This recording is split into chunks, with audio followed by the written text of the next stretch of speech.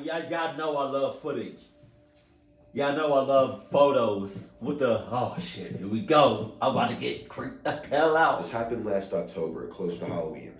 My parents and brother were making the trip from Florida to Tennessee to help my grandmother move into our house, and they wouldn't be back for a few days. Naturally, I thought it would be nice to have the house to myself for a couple days instead of traveling for hours in a car. On the second night of enjoying the alone time in my house, my heart dropped when I heard almost what sounded like a hand slap against my bedroom window. My house is one story in a rural area with few neighbors. After ruling out any animals or natural ways this could have happened, I decided to take a look for myself. So I moved the blinds to see if I could get a look at anyone running, hoping it was just a prank. I was almost annoyed to see no one, but what happened next made the situation go from confusing to frightening. When I started to hear the doorknob to the door being forcefully shaken and twisted, causing almost a bang at the door. And because of this, my dog started barking loudly, increasing my adrenaline in the situation.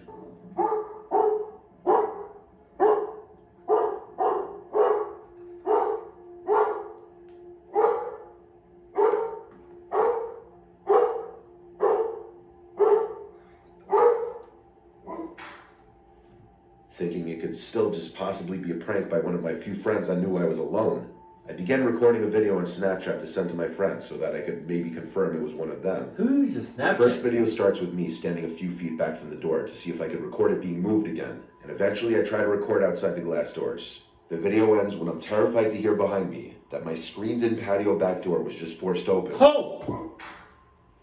Before I could even turn around, my phone drops to the floor.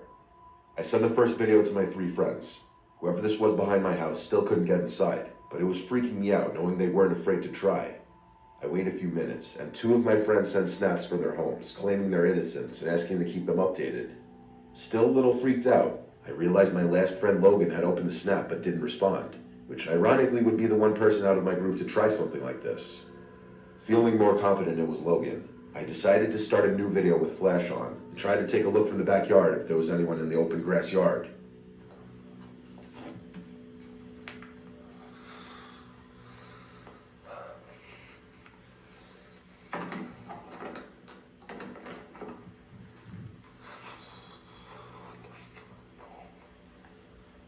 He said Logan would be likely to try that. I would have been like, all right, Logan.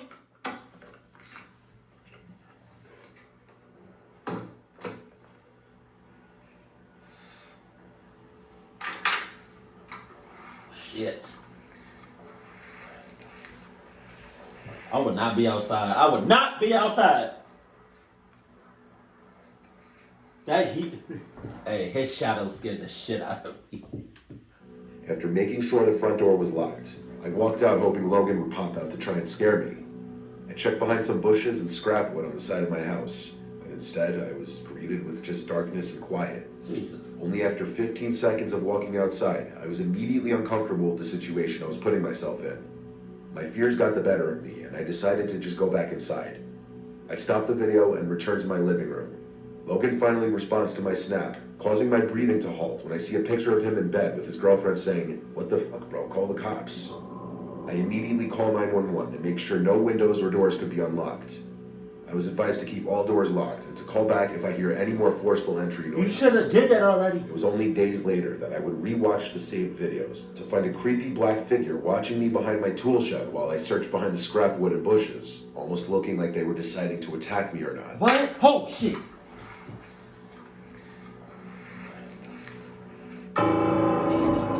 Get the fuck. I mean, it's open already.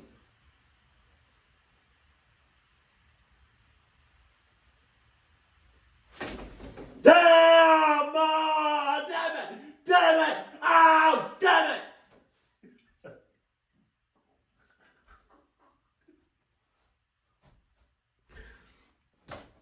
I'm so stupid.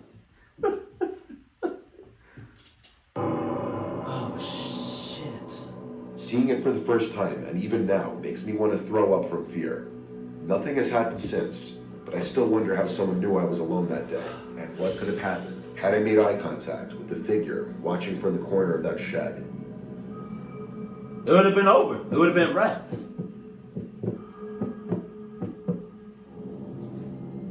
I'm 17-year-old boy living in a small neighborhood in the Midwest of the United States. Wow. The neighborhood I live in is a tight-knit community, one where everyone knows each other and is usually friendly towards one another. I don't like that shit. I don't like that community. I'm good. I don't want to know you. I'm good. Nope. I want to be isolated, but not too isolated where I'm miles and miles and miles and miles away from civilization. I don't know why I said it like that. But then again, I don't want to be in a neighborhood where it's like everybody knows each other. Like, I don't like that. I don't. Everybody knows what's going on. Everybody, you know. I don't know. Cause I feel like with that shit, it would just be like, oh, it's okay to just come into my house. Oh, I know you. It's not okay. It's not. Back all that shit up before you get clocked up. Just because everybody knows each other don't mean shit at all. My street is a small cul-de-sac with 3 houses on each side and 1 at the end. The cul-de-sac itself rests on a small hill. At the bottom is a lake surrounded by forest and other houses. It's not a very dense forest, but it's far away from any densely populated city, and it gets very quiet at night, with the exception of some dogs barking, a late-night driver, and on rare occurrences, you can hear a coyote in the distance. Oh, no. One night at around 2 a.m., both my mother and older brother, whom I live with, were off in their respective rooms, either sleeping or just keeping to themselves. I too was about to go to sleep, and at the time was just resting and watching a YouTube video in bed. A few videos in, I heard a strange sound coming from across my room. It was a sort of soft thud, as if someone had lightly tapped the wall across from my bed. I wasn't alarmed when I first heard it, figuring it was my cat Spot coming to sleep at the foot of my bed. I sat up to see what he was doing, but he was nowhere to be found. In fact, there was nothing in my room that was out of place or that could even make such a noise. However, I didn't hear the noise again, so I went back to YouTube, and after a while, completely forgot that it even happened. That was until I heard another noise. But unfortunately for me, this noise was not a quiet thud or tapping sound. It was much more unsettling. Coming from outside, in the direction of the lake, I heard loud screeching sounds. I thought it might have been some kind of animal, but it sounded eerily similar to a child crying. Oh, God. Maybe even screaming. Tough. I opened my window to get a better listen to what I was hearing, and took a recording to show my friend. By this point, I was starting to get a bit freaked out, so I went to my brother's room to see if he heard it too. I was hoping that maybe it was all in my head, and that I was just tired. But no, he heard it too. The friend I sent the recording to agreed it was creepy, and sounded like either an animal in pain or a crying kid. The more I thought about it, the creepier it became. If it was an animal in pain, why haven't I ever heard a sound even remotely similar to this in the many years I've lived in this house?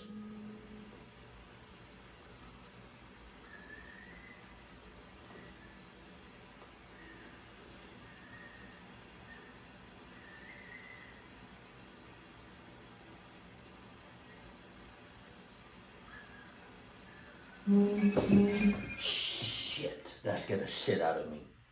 I'm not gonna lie. I would have just went up and closed my window all the way and just went back to my bed. It didn't sound even remotely similar to a fox, coyote, or any animals I know about. And this forest isn't big enough for an animal much bigger than that. And if it was a child, why was it alone, screaming and crying in the woods in the middle of the night? Then there was that thud that I heard from earlier that night. Was that somehow connected, or is it simply a coincidence that I heard 2 creepy sounds in the matter of minutes? I haven't heard any kind of noises like that since, and by that I am glad. But to this day, it still creeps me out that none of us could truly figure out what could have created those sounds. You don't need to figure it out. Let nature figure it out. Let Jesus figure it out. You don't figure nothing out. I live in an apartment in a 2-family house. I'm on the lower level. The owner of the house, Rob, lives upstairs sometimes, but he has multiple houses, so he's not really here that often. Rob and I are pretty much friends by this point, so he tells me when he's going to be gone for extended periods of time. During the time of this story, Rob had told me he'd be gone for 2 weeks out of state. He told me this so that I would know that I could put both my cars in the driveway. I spend a lot of my nights in the living room reading.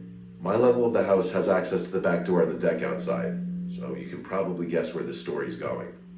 I was reading my book on the couch in the living room by the lamp. Complete silence in the room, aside from the night crickets outside. Just the way I liked it. When bang. There was quite literally a bang on the glass of the sliding back door. I obviously jumped out of my skin. That door led to the backyard. Nobody should ever be back there knocking on it.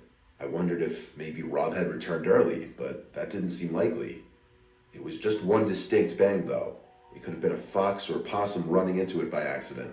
Still, I got up to go check it out. What? I moved the sliding blind out of the way of the door and turned on the deck light.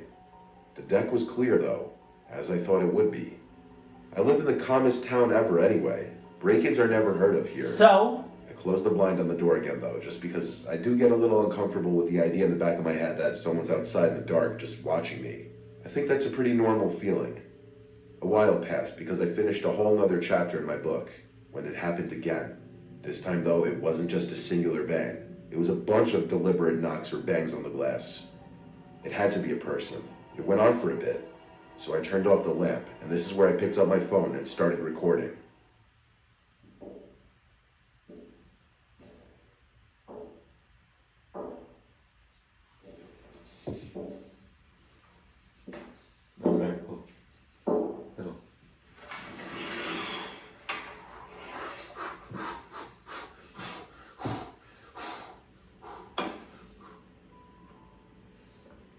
As I opened the blind and flicked on the light to the deck, the noises stopped, and there wasn't a single person in sight. A spirit? Not even an animal. I looked over the edge of the deck to see if maybe someone jumped over the railing. It's a spirit? Nothing. I didn't stay outside for long. I couldn't lock that door quick enough when I went back inside. By this point, I just went to my bedroom and shut the door and laid in my bed. I didn't know what the hell I had just witnessed outside. How there could be knocks at the door 1 second, then nobody there the next second. I was calling it a night. I wasn't planning on leaving my room again after that.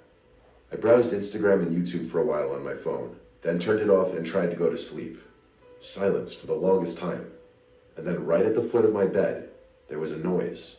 The sound of someone exhaling. I screamed.